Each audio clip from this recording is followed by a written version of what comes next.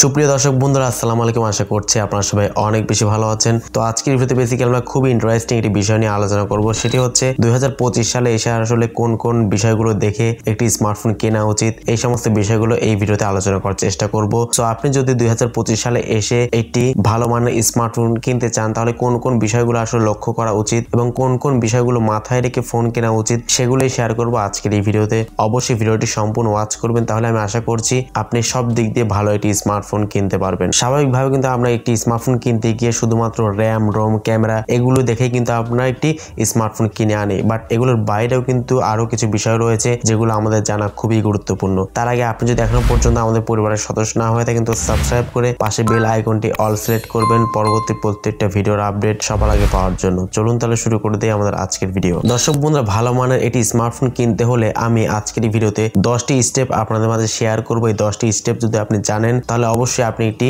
ভালো ফোন নির্বাচন করতে পারবেন। স্টেপ নাম্বার 1 হচ্ছে বাজেট নির্ধারণ। আপনি কত টাকা প্রাইস রেঞ্জের মধ্যে স্মার্টফোন কিনতে চান, অবশ্যই সেই বাজেটটা আপনাকে নির্ধারণ করতে হবে। নাম্বার 2 হচ্ছে প্রসেসর বা পারফরমেন্স সেকশন। পারফরমেন্স সেকশনে কিন্তু প্রসেসরটা অবশ্যই খুবই ভালো হতে হবে। এর মধ্যে স্ন্যাপড্রাগনের প্রসেসর কিন্তু খুবই পাওয়ারফুল হয়ে থাকে এবং আপনারা যারা আসলে মাল্টিটাস্কিং করবেন, অনেকগুলো অ্যাপস একসঙ্গে রান করবেন, তো সেক্ষেত্রে অবশ্যই র্যামটা কিন্তু বেশি হতে হবে। অ্যাটলিস্ট কিন্তু 8GB র্যাম কিন্তু ফোনে থাকতেই হবে। র্যামের পাশাপাশি ইন্টারনাল স্টোরেজও কিন্তু বেশি হওয়া লাগবে। এর কারণে কিন্তু অনেকগুলো অ্যাপস কিন্তু আপনি ইনস্টল করতে পারবেন না। কয়েকটা অ্যাপস ইনস্টল করে কিন্তু ফোন মেমোরি বুক হয়ে যাবে। তো সেক্ষেত্রে অ্যাটলিস্ট 128GB ইন্টারনাল স্টোরেজ কিন্তু থাকতে হবে, তাহলে কিন্তু অনেকগুলো অ্যাপস কিন্তু আপনারা ইনস্টল করতে পারবেন। নাম্বার 3 হচ্ছে ডিসপ্লে কোয়ালিটি। এই ক্ষেত্রে আপনারা অ্যামোলেড অথবা ওএলইডি চয়েস লিস্টে রাখতে পারেন। অ্যামোলেড এবং ওএলইডি এই দুইটি ডিসপ্লে কিন্তু খুবই ভালো। আইপিএস মোটামুটি, বাট অ্যামোলেড এবং ওএলইডি কিন্তু খুবই ভালো কালার কন্ট্রাস্ট কিন্তু প্রোভাইড করে থাকে। রেজুলেশন হতে হবে ফুল এইচডি প্লাস এবং রিফ্রেশ রেট অ্যাটলিস্ট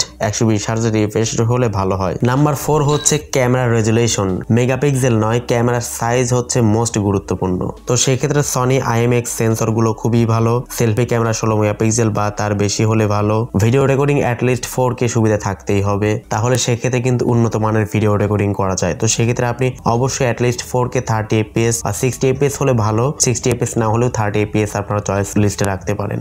নাম্বার 5 আমরা রেখেছি ব্যাটারি এবং চার্জিং পারফরমেন্স। তো সেক্ষেত্রে অ্যাটলিস্ট 5000 mAh কিন্তু অবশ্যই থাকতে হবে, কারণ এখনকার স্মার্টফোনগুলো কিন্তু 5000 mAh ব্যাটারি না হলে খুব একটা বেশি হলে চার্জ থাকে না। তো সেক্ষেত্রে 5000 হলে মোটামুটি সকাল থেকে সন্ধ্যা পর্যন্ত কিন্তু ফোনটিকে রান করা যায়। তো সেক্ষেত্রে অবশ্যই 5000 mAh যুক্ত ব্যাটারিওয়ালা স্মার্টফোনগুলো আপনার পারচেস করবেন এবং সাথে অ্যাটলিস্ট 18 ওয়াট চার্জারটি হলে ভালো হয়। এর বেশি হলে অবশ্যই প্লাস পয়েন্ট, তবে অ্যাটলিস্ট 18 ওয়াট চার্জারটি আপনারা দেখে নেবেন। নাম্বার 6 আমরা রেখেছি সফটওয়্যার বা আপডেট অপারেটিং সিস্টেম। তো সেক্ষেত্রে অবশ্যই আপনি iOS হতে পারে বা অ্যান্ড্রয়েড হতে পারে। তো সেক্ষেত্রে এমন কোনো ব্র্যান্ড নির্বাচন করবেন যেমন স্যামসাং, গুগল বা অ্যাপেল। এই ফোনগুলোতে কিন্তু প্রতিনিয়ত আসলে আপডেট হতে থাকে, তো এগুলো আপনারা নির্বাচন করবেন। তো এই স্মার্টফোনগুলো আপনারা নিতে পারেন, সফটওয়্যার আপডেটের জন্য অবশ্যই ভালো। নম্বর 7 আমরা যে বিষয়টি নিয়ে কথা বলবো সেটি হচ্ছে বিল্ড কোয়ালিটি এবং ডিজাইন ম্যাটেরিয়াল। এই ক্ষেত্রে অবশ্যই আপনাকে IP68 ইনশিওর করতে হবে, কারণ এখনকার বর্তমানে ফোনগুলো কিন্তু কথা বলতে বলতে হাত থেকে পড়ে গিয়ে অনেক সময় পানিতে পড়ে বা যে কোনো কারণে আসলে পানি ঢুকতে পারে। তো সেক্ষেত্রে IP68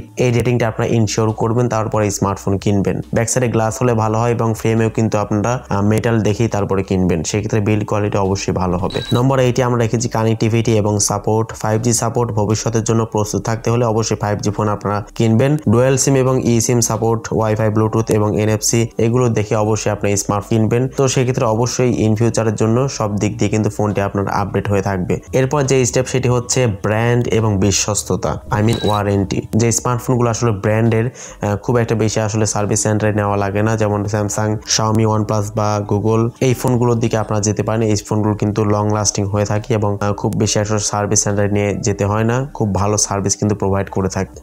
নম্বর 10 আমরা রেখেছি অন্যান্য ফিচার্স, ফিঙ্গারপ্রিন্ট বা face unlock, storage speaker, gaming বা AI ফিচার সাপোর্ট। সো এই 10টি বিষয়গুলো যদি আপনি মেনে চলেন তাহলে আমি আশা করছি 2025 সালে আপনি একটি বেস্ট স্মার্টফোন কিনতে পারবেন।